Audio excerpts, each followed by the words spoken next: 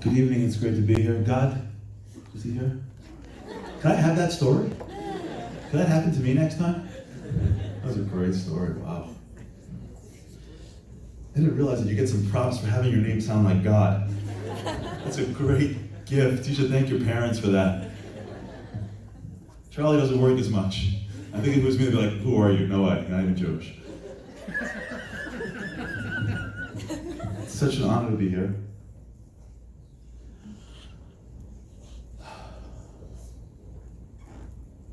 We're about to enter into maybe the most important day of our lives.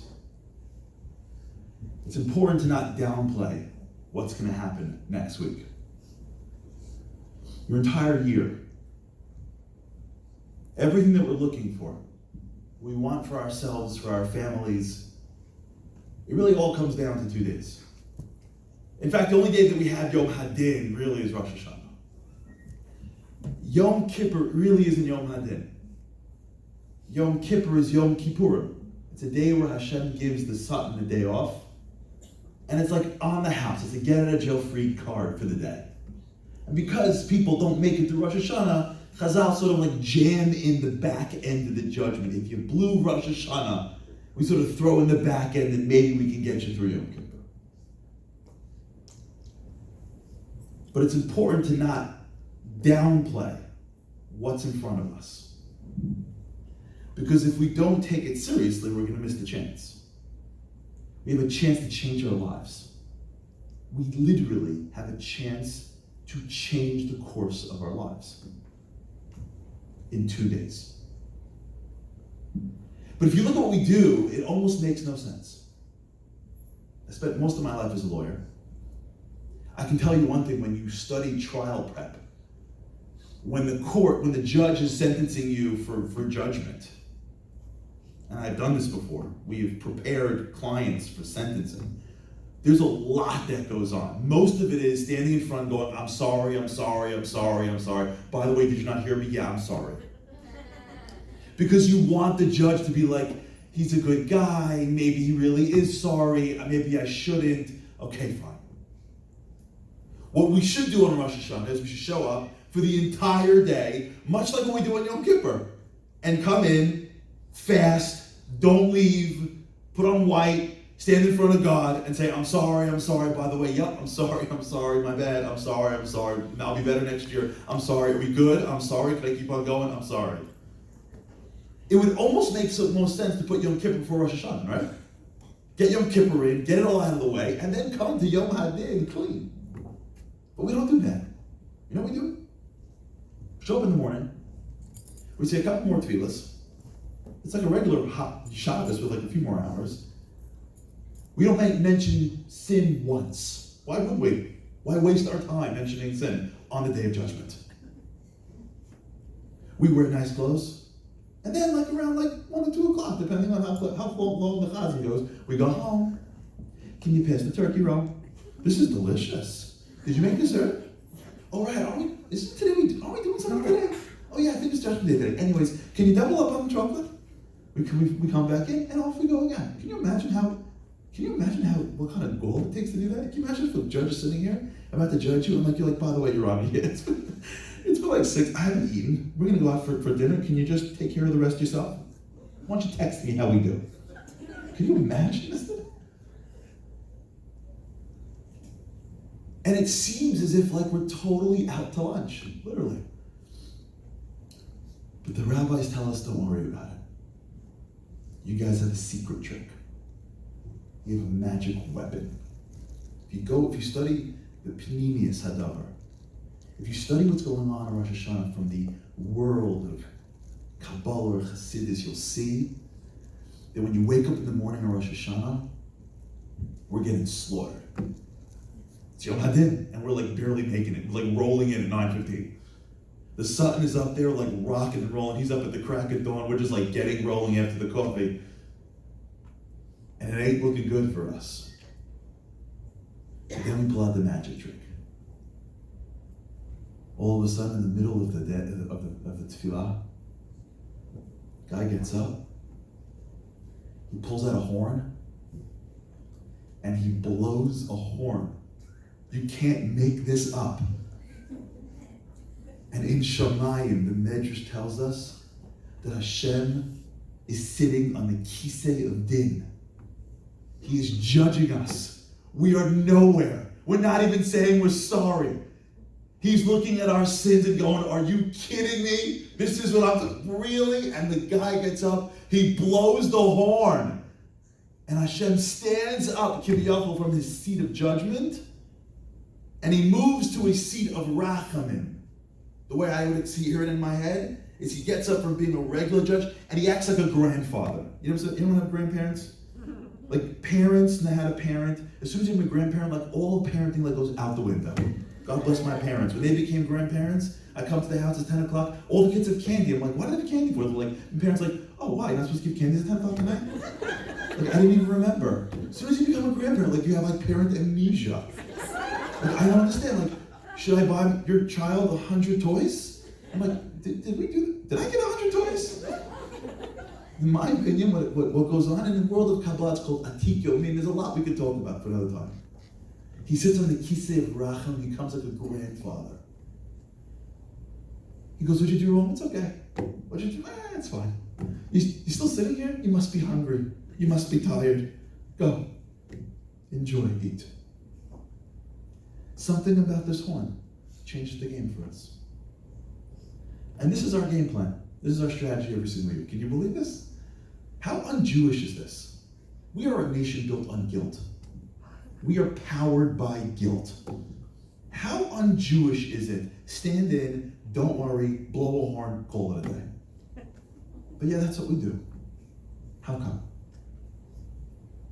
Because the entire day is built around the shofar. And if you miss the shofar, you really miss the day. And if you miss the day, maybe you'll get off a little bit, but you'll miss the opportunity to become the person you meant to be. That's what I want to talk about for the few minutes that I have. I'm not going to stay that late. I know we're running a little late. I want to talk to you about the power of this thing.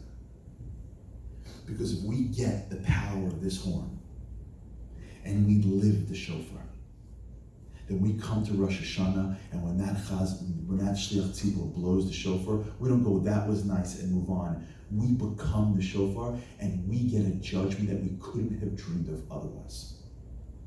So let's talk for a few minutes about the shofar. Shofar is an amazing thing, right?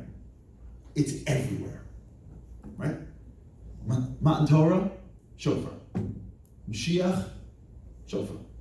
The ability to move God, shofar. Did you ever wonder, like, how did the shofar get everywhere? Like, who's the PR agent for the shofar? You ever wonder, why do we even have a shofar in the first place? Because a long, long time ago, Hashem asked Abraham to sacrifice his son. It was a big deal. And the shofar reminds us of the time in which Hashem Abraham sacrificed his son. Is that right? Did you ever wonder to yourself, that's the symbol from sacrificing his son? Abraham was told to sacrifice his child. He brings his child up on a mountaintop. He puts him on a mizbeach. He ties him up. He pulls out a knife to kill his son. And all the angels go, no. He goes, no, God, God, different plan. He's about to kill him with a knife. And then God goes, it's okay. It's over. All the music calms down. The credits go up. The story is over. They hug. They kiss. After the drama ends, after we know that Yitzchak's going to live, then he sees a ram, then he goes and shechs the ram, and that's the shofar. By the time the shofar comes to the scene, it's not even in the drama of the story. We already know Yitzchak's going to live. That's the symbol? You want a cool symbol for the sacrifice? You know what you should have as a symbol? A machete. That would be a symbol. The rabbi should stand up here, and the guy in the back that's talking in the middle of davening, you should go up back there, should grab the guy and be like, Rabbi, come on. You should put him on the bima, take out some rope, and be like, Rabbi, come on. You should tie him up, pull out a machete, and go, and be like, Rabbi. He goes, you see? Okay, that's it. That would be awesome. That would be a symbol.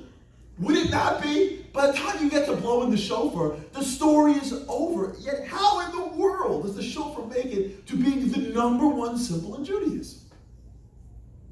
So we have to understand this. Because if you blow it and don't get it, you miss it. And if it's Yom Hadin and you miss the shofar, you miss the whole day.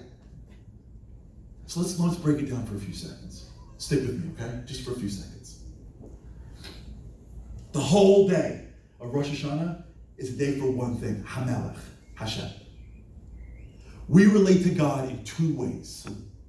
The first way we relate to God is something called Zecher L'Maaseh Bereshis. God created the universe.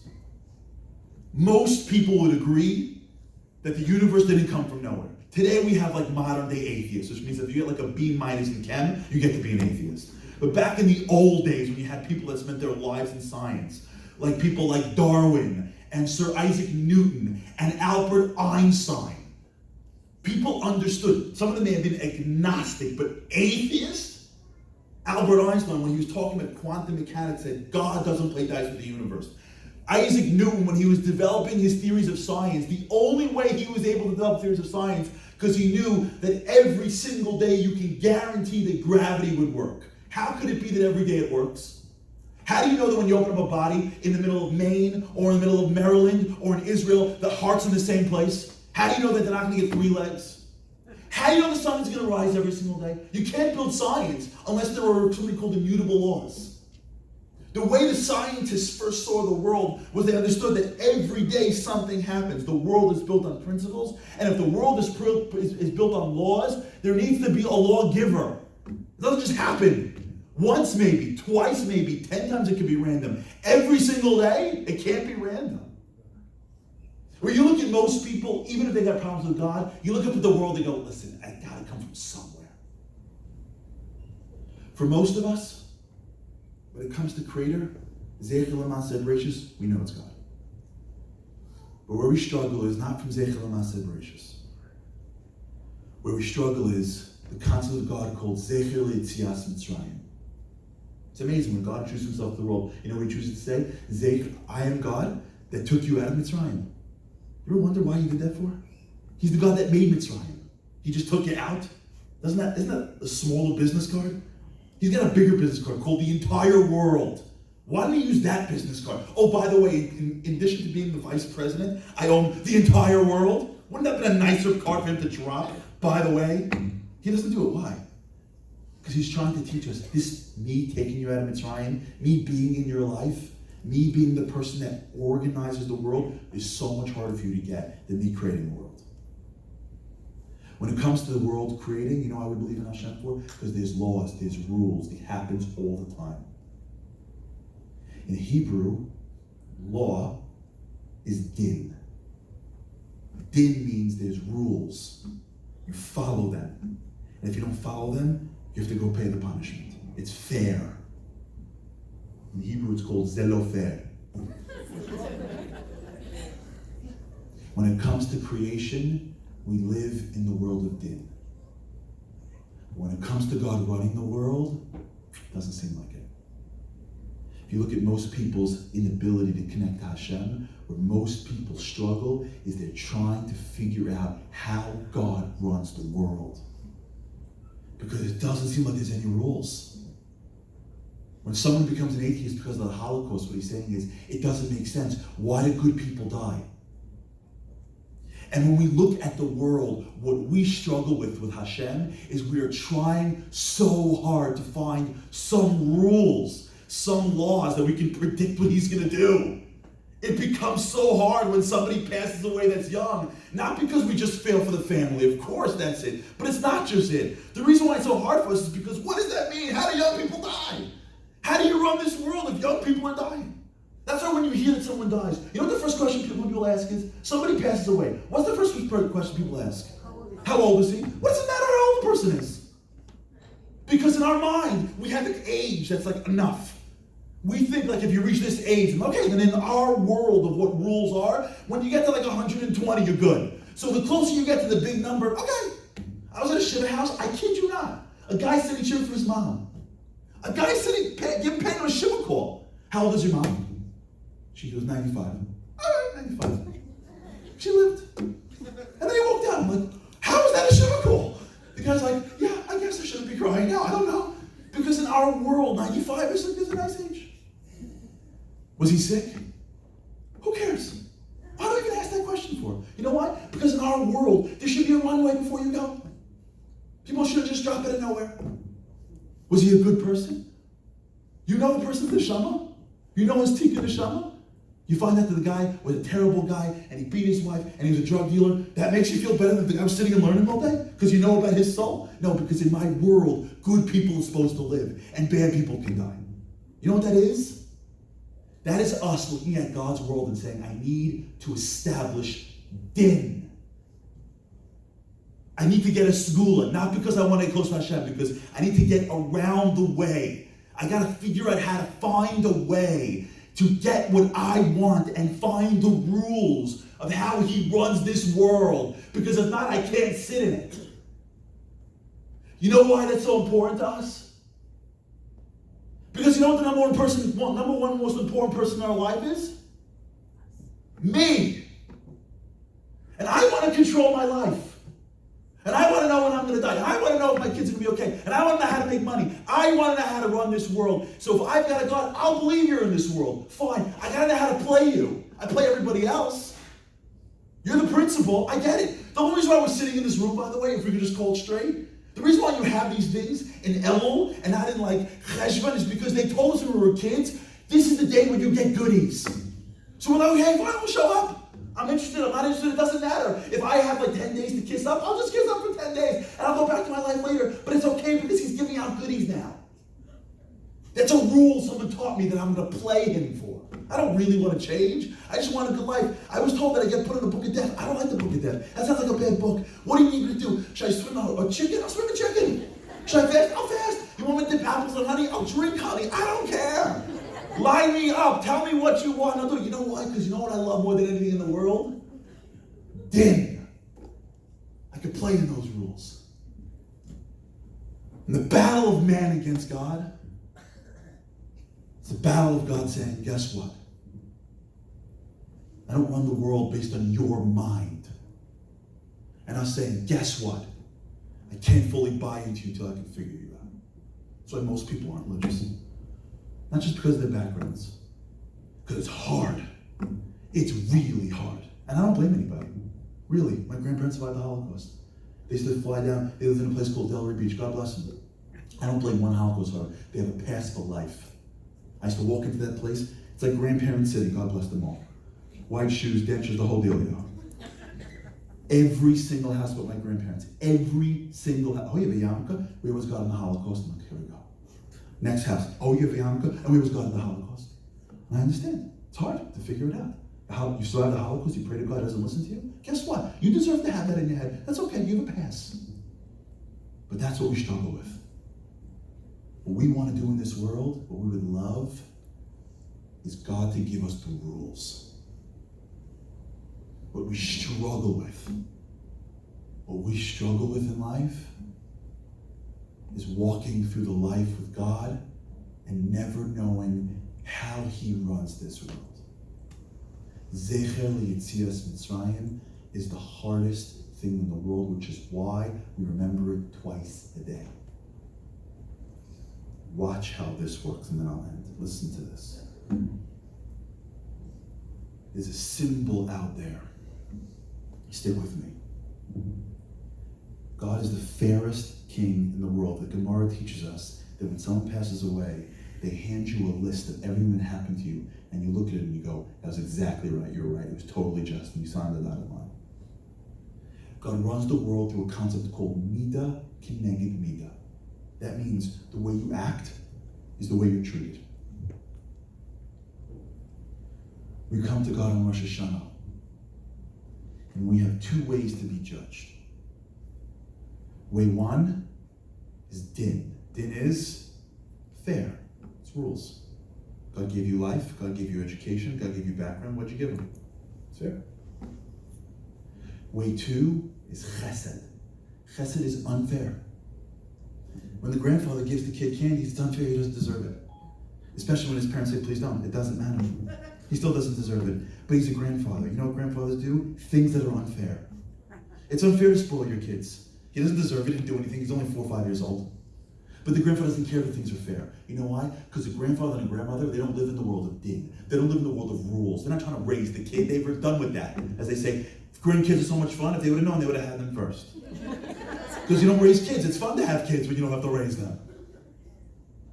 But what grandparents look at their children, their grandchildren, there's no din in the world of raising your children, so they get to be unfair. They get to just give.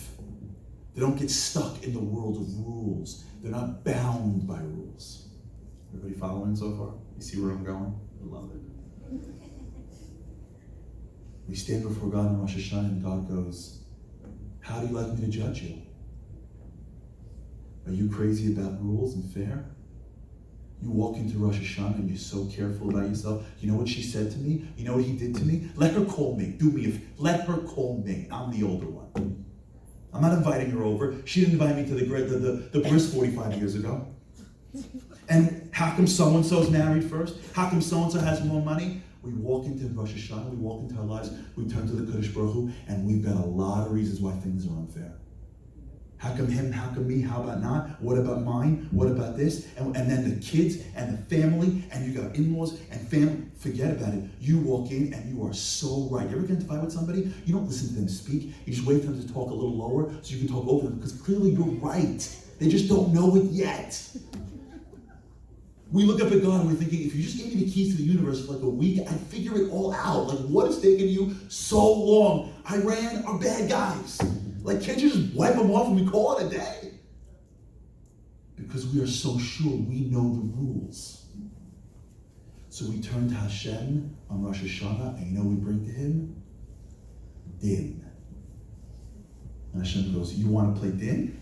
You want to figure out the rules? You're very into rules? Okay. Let's do rules. And then all of a sudden something happens.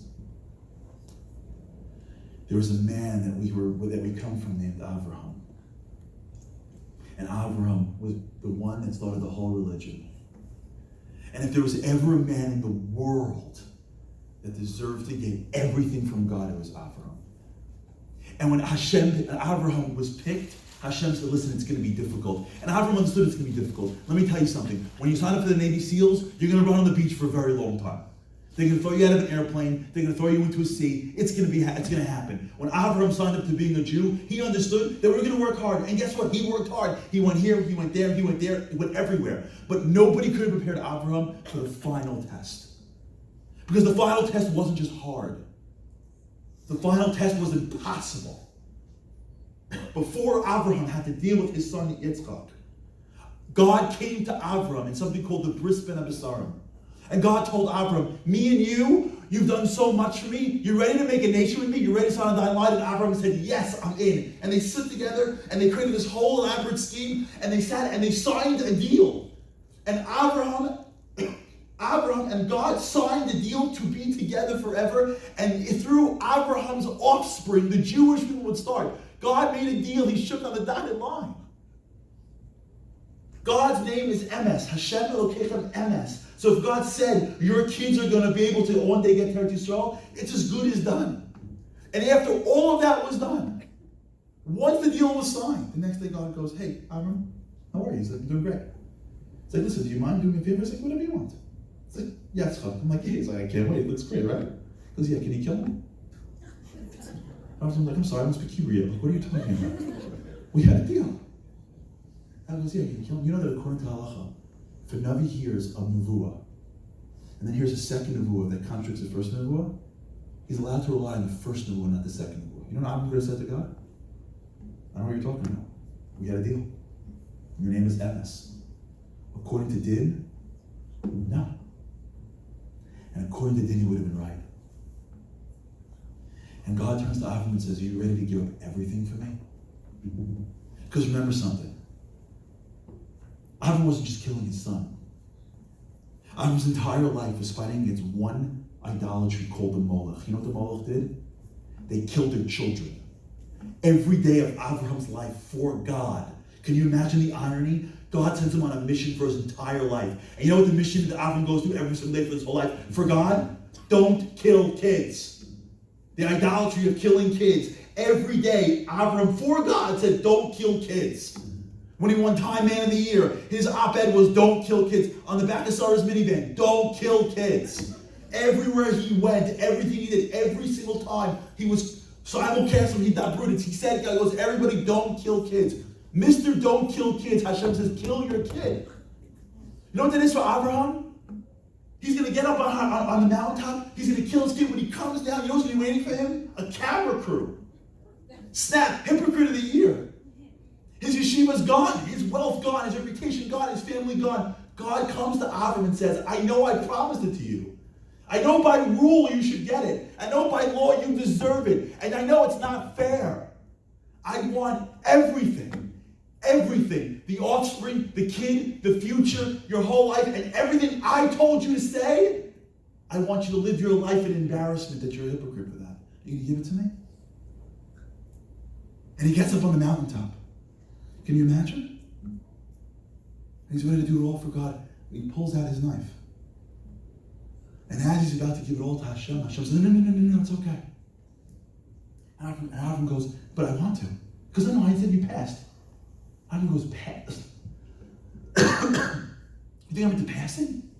I want to give you something. He goes, you've done everything you have to do. You've fulfilled every obligation. Avram goes, you think this is about an obligation? You think maybe because I want to get something? You think I do a school so I get money? You think I'm lining up on Yom Kippur because I'm scared about a book of life? You think I'm taking a test with you? You think I care about din? You think this is what this is?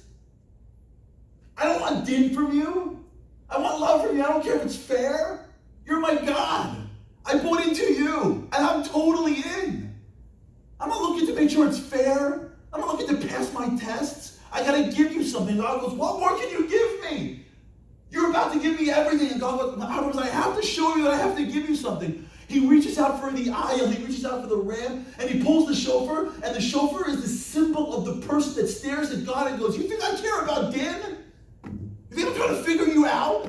You think I have the gall to explain the universe with my brains? What it means to be in, it means I don't care about the din. I don't care about fairness. I care about you. You want me to walk right? I'll walk right. I want me to walk left? I'll walk left. You show me that nothing is fair, and I don't even care. You know why? Because as long as I have you, I have everything. As long as you're my king, as long as you pick me, I'm not questioning the king. You tell me to move right, I'm moving right. Even if the whole world sounds crazy, even if everyone else has more than me, I'm looking and asking you on your questions. The shofar is the moment where somebody first turned to God and said, din, law, fairness, I love you. I'm your grandson. I'm banking on fairness? I'm trying to figure out your universe? What? You tell me to do something? You give me a life? I don't care if nothing is fair. I'm totally in. That's called in Hebrew chesed. Chesed is unfair. And at that moment when everything was going wrong for us because we live in the world of din, the guy gets up on the bima and he pulls out this symbol that says, fair? I don't do it fair. I'm all in on Hashem. You know why? Because he picked me to be one of his children. The prince doesn't question the king. I'm just honored to serve the king. I am honored to wake up in the morning and put on the garbs of a princess. More than that, I don't need to know. And at that moment, God looks and goes, for real? That was your grandfather? You don't want to deal with din? If you don't want to deal with din, then guess what Hashem says? Mida keneged mida. I don't do din either. And Hashem stands up from the kisei of din, and he sits in the kisei of racham and says, you know what, guys? You all look great to me. You know, like the grandparents. I don't know, you all look so beautiful. You know how many grandparents said to me, Charlie, I know that I'm knowing the grandfather. I think he's the smartest kid in the universe. I'm like, no, but you're not biased or anything. And Hashem looks at us and goes, listen, I don't know what to say. You guys are so gorgeous. I don't know. I mean, we put you in the hardest time in the world. You're perfect. I don't know. Have a great year. Go enjoy the meal. The power of Rosh Hashanah, the power of our ability to stare to God and say, I'm not asking the questions on how you run the world. I'm just honored to be in your kingdom. This is called in Hebrew, Gam Zu L'Tova. In English, it's called Thank You, Hashem. The greatest thing we can do for the next few days in preparing ourselves for Hashem, the greatest way we can start is not to hear the shofar. It's to become the shofar. The greatest way we prepare for din is not to go in there and go, well, it's not my fault. The greatest way to prepare for Rosh Hashanah is to say, I'm done questioning how you run the world. You send me something good, I thank you for it. You send me something bad, guess what? You think I know bad from good? I thank you for it. Thank you for the hard days. Thank you for the challenges. You think I know better than you? You think I know more than you? I don't know more than you. I'm just honored to be part of your kingdom. When a Jew has the presence of mind to stand before God and say, listen, I want a great life, and I want a great year, and I want everything to be sweet, and I want my kids to have a great life. I want it all. But let me tell you what I'm not going to do. Just try to figure you out. I'm going to do my part. And if you give me sweetness, I'm going to thank you for sweetness. And if you give me sour, I'm going to thank you for sour. Because no matter what you do, I'm thanking you. You know why? Because I'm not questioning how you run the world. If you think about it, what better gift can you give Hashem? You think a couple of words does it for him? Hashem gives us our choices in life. And when you turn to Hashem and give the choices back to him, you know what you're saying to him? I'm giving you a gift of chesed. It's not fair, but I'm going beyond myself. And Hashem says, you're going beyond yourself, and go beyond myself. My bracha to us is that we become the shofar. My bracha to us is that we start to condition ourselves to look at the world and stop trying to figure out Hashem. My bracha to us is that when God gives us a good day, we open in the morning with gratitude. And if God throws us a curveball, we stand before him and say, thank you just the same. Because when we can thank Hashem in the good and the bad, you know what we're doing for Hashem? Chesed. And the minute we do chesed for Hashem, you know what Hashem does back for us? He bestows so much more chesed away. As good as a grandchild thinks he is, the grandparents are like, you've seen nothing yet. We haven't gone to Disneyland yet. We should be zocha this Rosh Hashanah and Yom Kippur to give Hashem the greatest gift we can give him, which is ourselves. And with that, I hope this year he looks at us and goes, you guys finally got it. The grandkids are tougher. You figured it out. And with that, we should be zocha that this year Hashem gives us the greatest chesed of all, a first-class ticket to Mashiach's kingdom. May it come soon in our days from Harary. Amen.